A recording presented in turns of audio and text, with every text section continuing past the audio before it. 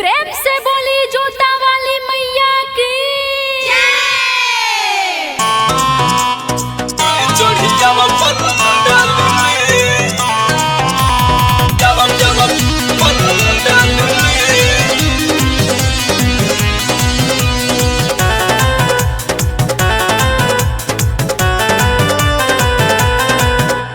चढ़ते दशहरा डहनी के पहाड़ा चढ़ते दशहरा डहनी के पहाड़ा सझिया सुबेरे और रहले दोपहरा जो तू चलावे उ तो हर हाल में लेके बघौ के संग यही साल में माई डोली चढ़िया पंडाल में लेके बघौ के संग यही साल में माई डोली चढ़िया पंडाल में।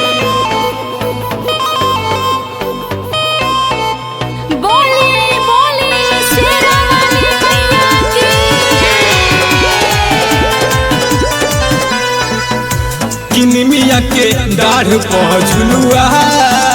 लगाई बुए माई कि दहिया के गोबर से अंगना लिपाई बुए माई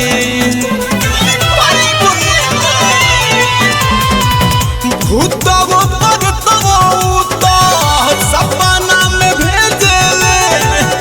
ले ली जान माई तन को न बुझेले भोग लगावे उ तो हर हाल में लेके बघौ के संग यही साल में माई डोली चढ़िया पंडाल में लेके बघौ के संग यही साल में माई डोली चढ़िया पंडाल में चढ़िया पंडाल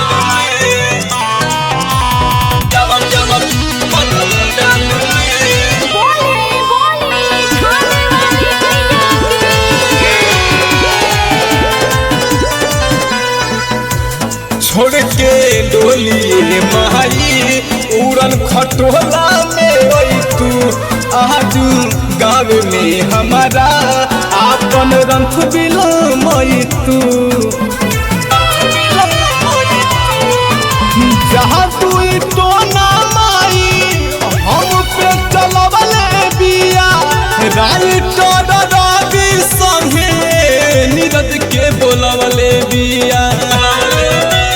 जोगो जगावे उ तो हर हाल में